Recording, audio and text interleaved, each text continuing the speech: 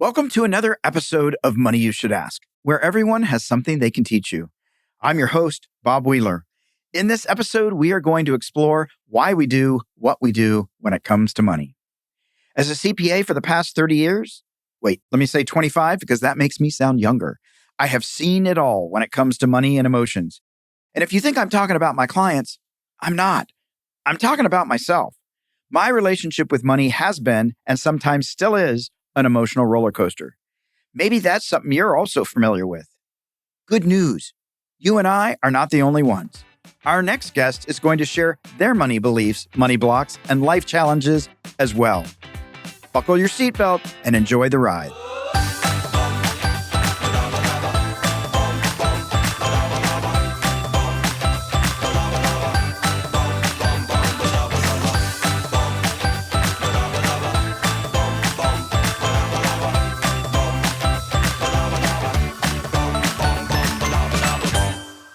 Our next guest is Rennie Gabriel, the financial coach. Rennie is a man who has seen both great success and tough times. After 2 divorces and a business failure, he was left broke at the age of 50. However, Rennie refused to give up and became a multimillionaire, learning the 3 secrets of the wealthy along the way. He has now written an award-winning best-selling book called Wealth on Any Income and donates 100% of the profits from his online programs to rescue dogs and soldiers. Rennie, it's so great to have you on the show. Thank you, Bob. It's my pleasure to be here. So, Rennie, I have to jump right in. You had some tough times and you've had some good times. Couple of divorces. That can be expensive, emotionally and financially. Yes. It was more the financial than it was the emotional, because from the standpoint of, oh, my life is going to be a little bit easier with these women out of my life. But it cost you. Oh, yeah. But I paid for it. Absolutely. You paid for it. And you also had a business that failed. Oh, yeah. And there's that. I mean, I just want to bring up all the good memories. Well, you're so kind. I mean, for a lot of people listening out there that have struggled, that have had a business, have tried something and failed, that can be a real hit to the ego or even just to the momentum that we're trying to get ahead. How did you stay in the game? Because you talk about you refuse to give up. But for a lot of people, it's just not that easy. Yeah. Well, it's desperation. The business, it was an art gallery business, and it was 1982.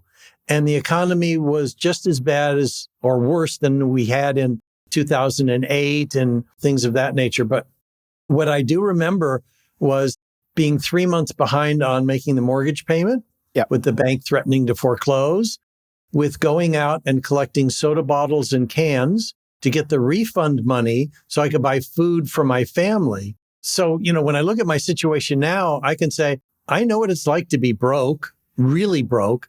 I can have sympathy for people. But when I get to the desperation, it's like, this is going to be a little bit embarrassing. But can you see someone who is a certified financial planner collecting bottles and cans to get refund money? Yeah. Okay. That's how bad it was. Yeah. And we've all been there, right? We've all been there.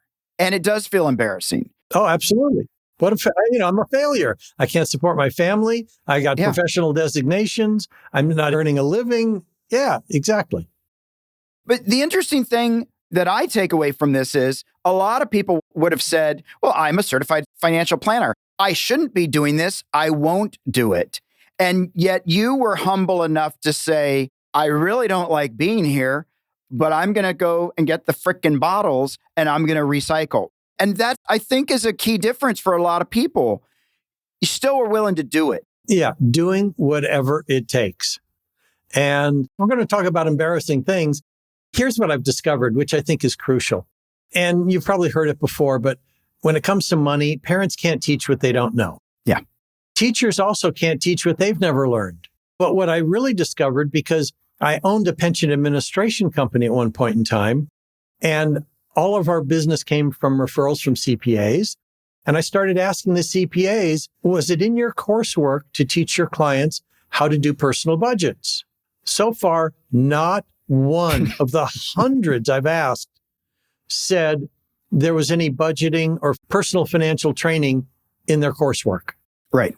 And now I'm a certified financial planner. Like I said, it wasn't in mine either. The foundations are not there. And the public will turn to their CPA or their financial planner and expect to learn how to do the fundamentals because they didn't get it in school or from their parents. It's not there. It's not there. And I work with financial planners. I work with attorneys, and I do taxes for all these folks. They struggle like the rest of us if they didn't get the download. Yep. And so, I spent a lot of time. And like I said, I'm going to get to one more embarrassing thing. I'm finally in my 40s. Oh, I love your humor because I thought you were 30. So, oh, thank you so much. And I end up going to a 12-step program called Debtors Anonymous. And that's where I learned how to handle money on a personal foundational level. A 12-step program. Yeah. And that's a great program. Mm-hmm. There is a lot of solid information for people out there struggling. They've got great information, and it also addresses the mindset. Exactly. And all that personal stuff, because that's a big part of it. We were joking offline, and you said, I have trouble doing 8 divided by 2, right? The math is not your forte, but a lot of people will say to me, I can't do tax stuff. I can't make lots of money because I don't know numbers. Yeah, no. You don't have to know numbers to be able to make a lot of money and do other things. Oh, yeah, I'm proof of that. Well, I got a D in math in high school, but that was because the teacher knew I was doing my absolute best. I turned in all the homework. But the reality is I failed every single exam. Yeah. But he knew I was trying my hardest, so he gave me a D. But the reality is I failed high school math. Yeah. Well, I think part of the problem, my perspective only, we don't make some of the fundamentals fun or interesting. And I don't think we do enough to engage people to want to understand math or to want to understand budgeting and money management and all these things that are definitely foundational. Yeah, you're right. Because if it's not fun, it's difficult to tackle. And one of the things I avoid talking about are doing budgets. And the reason for it is, if you think of a budget, you think of lack, sacrifice, deprivation, all that stuff. It's like a diet.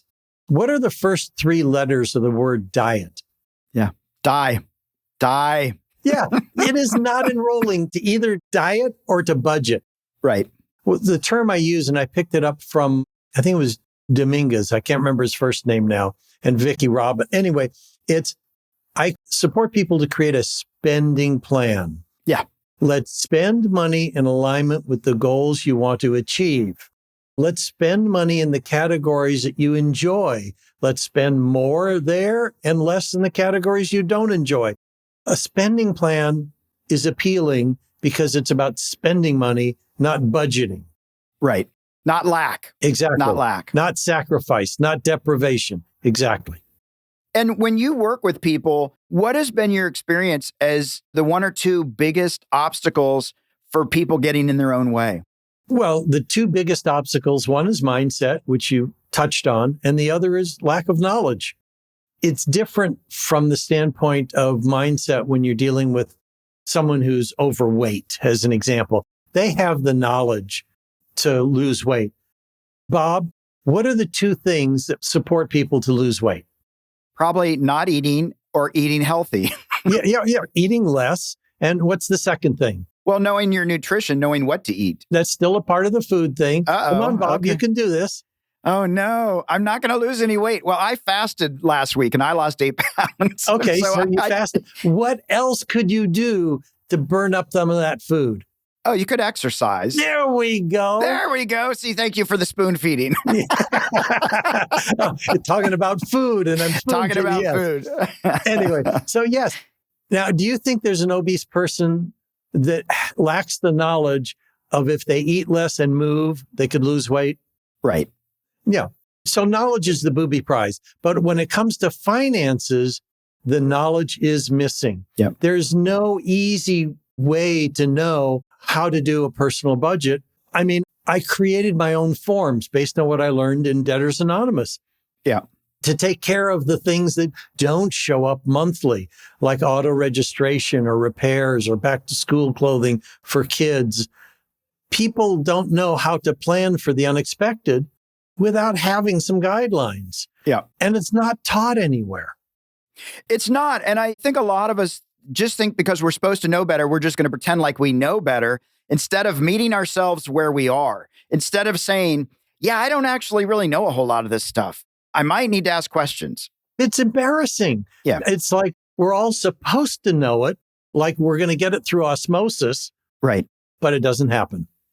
It's interesting. When I used to go to continuing education classes for CPA licensing, and some person's teaching and they're using a whole bunch of big words with more than 2 syllables. And I would sit there and go, excuse me, I have no idea what you're talking about. Can you talk to me like I'm an idiot? Because I'm an idiot. And I could see everybody around me going, thank you, thank you, thank you. Nobody wanted to ask the question. And I'm just like, look, I'm from Tennessee. I'm not bright. I'm okay with that. Help me out. Because like I didn't know. And then once they explained it in a way, I could say, oh, I get it. But pretending to know just didn't serve me well. No, it leaves you in the dark. And I'm not too embarrassed to say, I mean, it may embarrass the speaker that he's talking above people's heads. Right. Because that is not how any of us learn. No. I don't need to be impressed. I just need the information so I can go out and help people. Yeah, I try and stay with the 25-cent words. Yeah, exactly. They're easier for me. 1 syllable, I'm gold. I'm gold. How do you deal with folks? Because there's a lot of people who say, yeah, that's true for everybody else. I'm special. Those things aren't going to work for me. I can't get wealthy on any income. I can't get a head start. I'm going to miss out. Yeah, and that's where the mindset piece really has to come into play. In my book, the first third of it is devoted to what are the blocks that you're facing? What's the emotional stuff that's in the way? And here are the steps to take to get it out of the way. And if I don't have that first third handled, where I'm moving their emotional stuff off to the side, the latter 2/3 of the book with the tips and the techniques is just a waste to print because they're not going to be able to put it into use. And the best story that I have to illustrate that, I've got many, but one of them was 2 attorneys. A husband and wife attorney set. The wife came to me and said, Rennie, my husband wants to borrow $12,000 against the equity in our house because we're short $12,000 to pay income taxes. But she didn't say it calmly. She was screaming at me. Right. And I said, I knew her to be a calm person. I said, my gosh, what's going on? I've never heard you talk like this. It's the 3rd year in a row. They're borrowing against the equity in the house to pay income taxes. Wow. So we get together, and now this goes back 30 years ago. He was earning a good living. He's earning $180,000 a year. She wasn't doing much work as an attorney. So we fill out the form that I'm talking about. By the way, if any of your listeners want it, they can send me an email. I'll send them the forms. Awesome. We fill out the form, and we're guessing. So what do you think you spend here, there, whatever? One of the categories that stands out was meals out. And he says, well, we probably spend $600 a month eating out. Again, this is 30 years ago. Right. Okay, that's a lot of money. So I ask him to track what he's spending. I give him what I call a little spending register. You write down wherever you spent money, how much you spent. He says, you expect me to write 25 cents in this register at a parking meter? I say, yes. You can do that for 6 weeks. That's all I'm asking for. Just do it for 6 weeks. He says, all right, for 6 weeks, I'll do it. We get together 6 weeks later. We figure out what a typical 4-week period would look like. And again, the category that stands out is meals. He wasn't spending $600 a month eating out. Now that he tracked it, he found out he was spending $1,600 a month. Yeah. Wow. That's $1,000 a month. He ate everything he needed to pay his taxes. Right. Wow. And from that, getting through the mindset, getting him willing to do it, his financial life transformed. He was no longer short paying the income taxes. He was able to buy a new car. He was able to take a vacation with the family. He was able to do all sorts of things he wasn't able to do before, including paying down $90,000 in short-term loans. Wow. Over the next 24 months. And guess how much more money he was earning besides he was earning 180 when we started. Guess what he was earning 2 years later? I hope he was at 250. No, He was still at 180. Oh, wow. All of that occurred because he changed how he was handling what was coming in. Yeah. Awareness is such a pain point. Oh, believe me, that's what I faced at age 50, broke after 2 divorces and a business failure. We don't want to know. Like, there's part of us is like going, nope, as long as I don't know, it's 600 for the food. Yeah. It's 600. Because if we know, then we actually might have to take action, or we have to give up our story of our sad little pitiful me. That's correct. And those who are willing to face it, transform it. Yeah. It's hard though. And for you, Debtors Anonymous and different things, how can people, because it's embarrassing, how do we ask for support? Do we go to a financial advisor? Do we go to a financial coach? You can.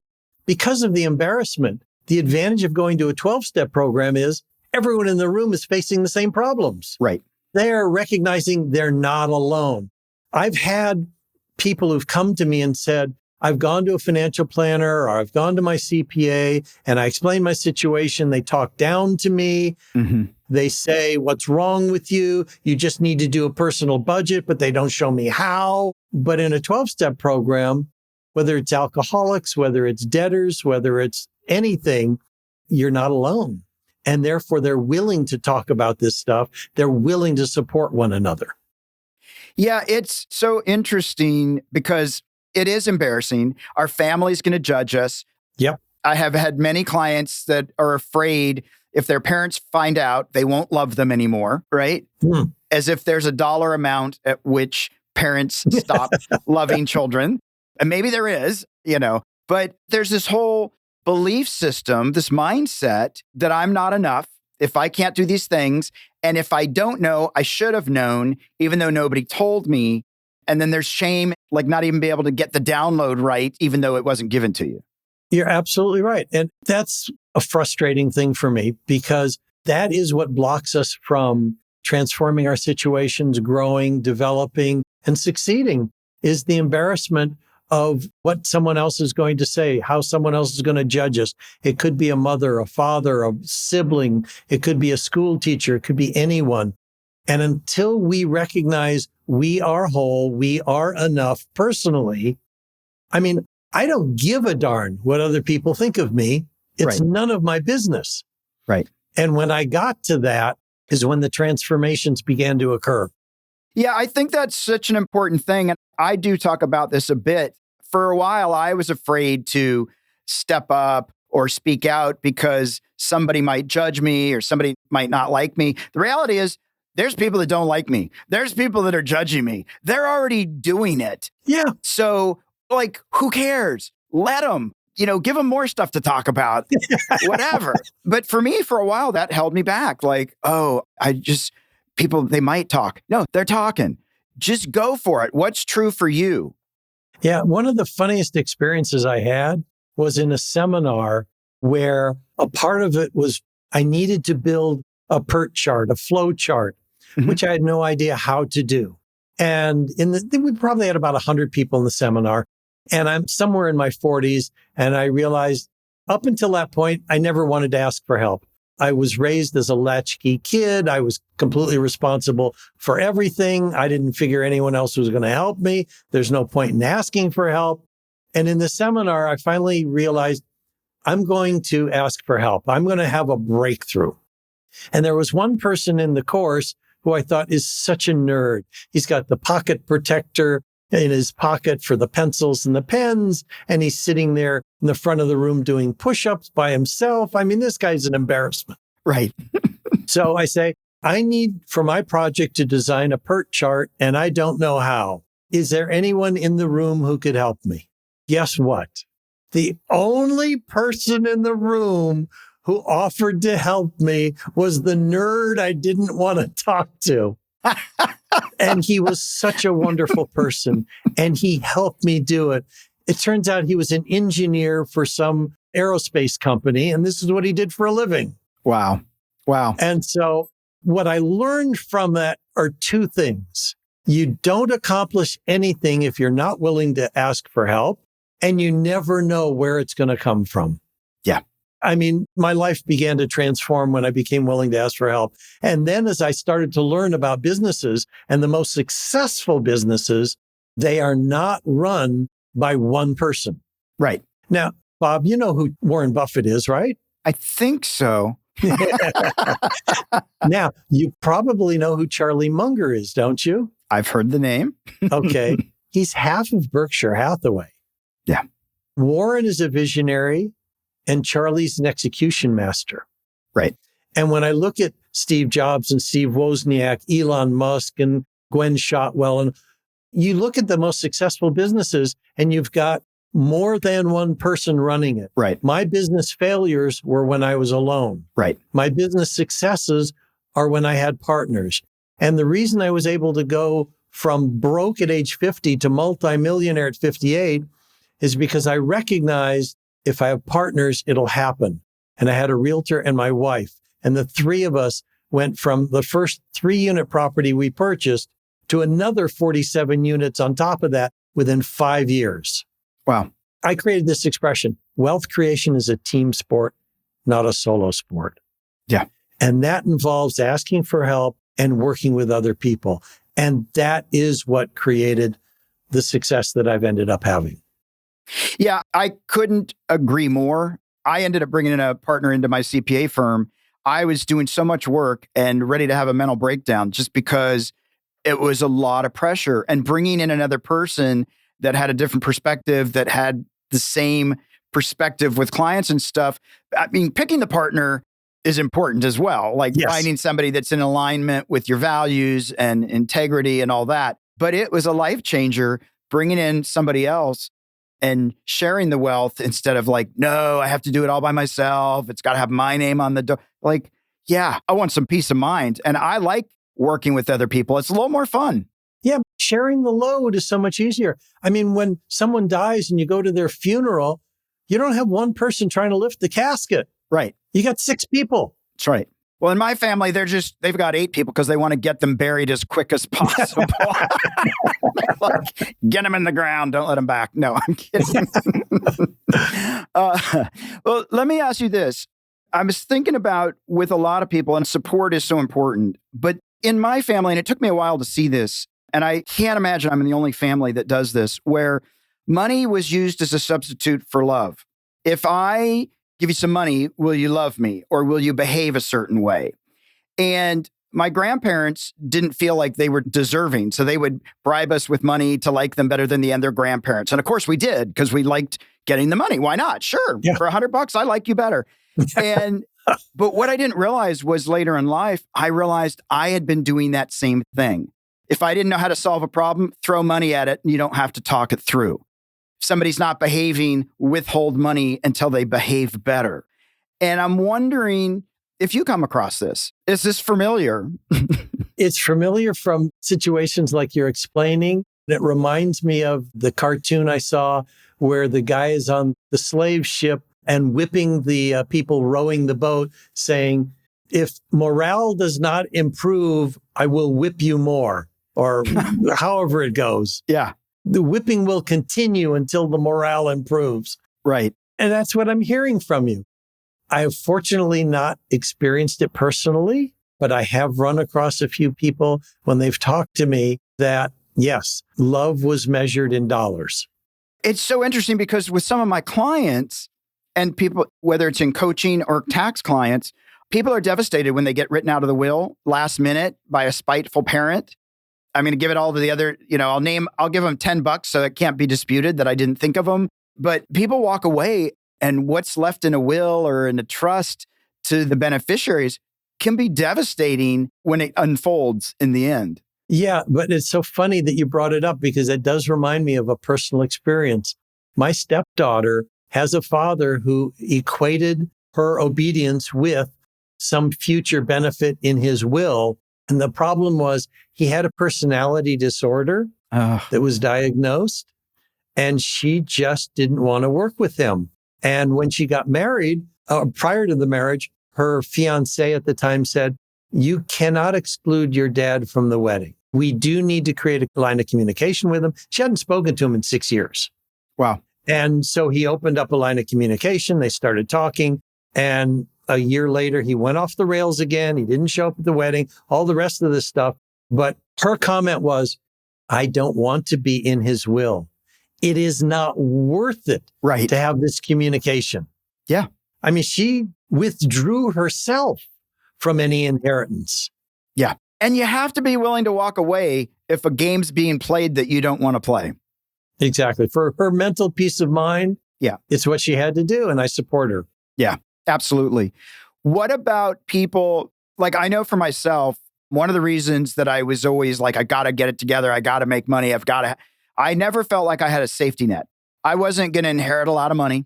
I've had to contribute towards my parents. And so it hasn't been something like, oh, I can't wait to get my 3 million.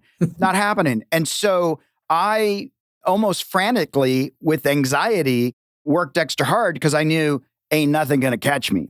And I wonder if you come across clients like that, where like they're their only hope. Oh, absolutely. I've not only come across clients like that who don't have children that are going to help them out, whose parents passed away and left nothing, or who have parents and they have to support them. But personally, that's the situation I was in because of my emotional state. I have fun talking about this, but as a 5-year-old kid coming home and there's no one there and realizing I have to take care of myself, having the attitude that there's no reason to ask for help, no one's going to be there for you, is having a 5-year-old mentality running a 40-year-old body is not a good thing. No. And that is how I looked at my life, is that I'm going to be responsible for me. If I'm going to create enough money so I don't have to work, I'm the one who has to do it. It's not going to come from anywhere else. So I had those personal conversations. Yeah. And I think it's important for people listening out there. Part of changing that mindset is updating that 5-year-old and 6-year-old software that's running you as an adult. And you're still making choices of, you're not the boss of me, or I don't have to do that, or nobody's coming. Whatever those tapes are, I don't know if people can use tapes anymore, but whatever those voices are running on digital in our heads, we've got to reprogram them and update it so that it actually can serve the adult version of ourselves instead of still operating at that 5 or 6-year-old level. You're absolutely right. And, and it's funny too, because the way I heard you say it, which I know what you meant because I brought it up, was have the 5 or 6-year-old tapes or digital version. No. It's, if I'm 40 and I subtract 6, 30, it's a 34-year-old tape that's running. That's right. And there was tapes 34 years ago. There were. Absolutely. Yes, you know what I meant. But that's so ingrained from an early age. And until we can start to have the awareness, which is not, like I said, that's a pain point, awareness, and then having the intention and the ability to actually start moving through it. Yeah. And it's a situation where you want to get through the pain. You want to get rid of the pain. There's 2 ways of doing it: hiding from it or facing it. Yeah. And the people who have the success are the ones who face it. I was willing to ask for help in that seminar. And the only person who was offering the help was the only person I didn't want to talk to. What a great lesson. Well, absolutely. Opportunity doesn't always look like we expect it. And many people miss opportunity because it didn't come with a red bow, or it didn't come wrapped in a specific wrapping paper. And there it went. Yeah. Well, Rennie, we are at the Fast Five. The Fast Five, which is brought to you by Acorns, where you can invest spare change, bank smarter, save for retirement, and much more. For information, click on the link in the show notes. So, Rennie, we're going to go fast and furious. We're just going to roll through this, see what happens. You ready? I'm ready. All right. How often do you take vacations and time off? How often do I? Now, I take off at least 1 day a week. Mm-hmm. But because of the pandemic, we weren't able to do vacations. I take the whole family, extended family, their kids, grandkids, and we take at least 1 week trip together. And there's probably another 1 to 2 weeks a year that I take off as well. It's good to recharge. Yes. Absolutely. What's the most expensive thing you've purchased that didn't meet your expectations? I don't purchase anything expensive, so I got to think about that. That didn't meet my expectations. Boy, that's going to be a tough one. Oh, I got a new computer for my wife. It's 3 months old and the camera isn't working now. I would expect better. What do you secretly spend money on that you don't like people to know you spend money on? Hawaiian shirts no, I don't. That doesn't bother me. I was going to say Hawaiian shirts at thrift shops. Doesn't bother me. What do I spend money on that? My wife spends a lot of money on flowers and she's got so many already. I don't know where she puts them all. Gosh, I must be a real tightwad. Well, that's a good thing. That's all right. Do you recall an embarrassing money moment? Gosh, I really should have planned this ahead of time because I'm sure there is more than one. Well, we'll just have to have a follow-up call so we can work this out. It's all good. Well, let me ask you this. What emotion do you experience the most? Happiness, gratitude, the feeling that my life is blessed. I'd say gratitude is the biggest one. Yeah, it's definitely up there. I couldn't agree more. Got to have it. You got to have it. We are at our M&M moment, our money and motivation sweet spot. Is there a piece of wealth wisdom or a practical financial tip you could share with our listeners? The most important is that it doesn't matter if it's business success. It doesn't matter if it's relationship success. It still follows the same lines. And that is wealth creation, business growth, you name it, is a team sport, not a solo sport. Yeah, absolutely. Well, Rennie, I knew that we were on similar mindsets. Yeah. And so I was really excited to talk to you today. For me, really that piece about gratitude, it's so instrumental in the way we approach life. From my perspective, if I don't have gratitude, it doesn't feel like there's not much point. And being able to be humble enough to go to the recycling bins and get what you need. There's so many people that will say, oh, I want this. And why don't I have it? Oh, what do I have to do to get it? Yeah, I'm not doing that. And I think what separates some of us is the willingness to say, it doesn't matter how it looks like or how embarrassing it is. I'm going to keep moving forward and I'm going to move through this instead of trying to work on a perfect image and trying to just skate by and hope nobody finds out. Like warts and all, this is how I'm going to show up. Love it or leave it. I'm going to keep pushing through. And so I really appreciate this piece about saying, like, this is embarrassing. I don't know how to do a budget. I don't know how to ask for help. I'm supposed to be these things. Look at my titles. Look at my position in life. Look at the neighborhood I live in. Yeah, and I don't know. It's a humbling place to be where we can look at that and say, and I still want to get to the other side. I'm not going to let this take me out. I'm going to forge through. Listen, 2 divorces and 1 failure. We've all had these kinds of things going on. And so many people, I think most of us, and I've been guilty of this, try to live our lives and hope our secrets never get exposed, right? If I can just make it to my last breath and nobody knows I've won. The reality is this is me. And the more we can be vulnerable and the more we can be honest with ourselves, the more we can have the whole world. I agree with you completely. You've summed it up beautifully. And it was such a pleasure to talk to you, Bob, and be on the show. I really enjoy who you are. Well, thank you. I love what you're doing out in the world. That's so awesome. Where can people find you online and social media? And we'll invite our listeners to go there. My name isn't the easiest to spell. Rennie is Rennie. But if they go to Rennie Gabriel, they can find me on LinkedIn, Facebook, Instagram, all that kind of stuff. And if they go to my website, which is wealthonanyincome.com, and they put /TEDx, they can get a free 9-step roadmap to complete financial choice and philanthropy. I donate 100% of the profits from the work I do to charities. And there's a 27-page explanation of this 9-step roadmap. And they can hear my TED Talk where we'll cover some of the stuff we covered here. That's awesome. Well, we'll put that in the show notes. And it just made me realize we could probably spend a whole hour or more talking about the importance of philanthropy and service, at least from my perspective. I think it's so important. And I think it's so important that we pay it forward if we have the opportunity, which I think we all do, even if it's giving somebody a hug or a smile. It doesn't cost anything. It's so important. So I appreciate that you're doing that in the world as well. Rennie, thank you so much. It's been such a pleasure. And I look forward to staying in touch. Thank you, Bob. And I look forward to it as well.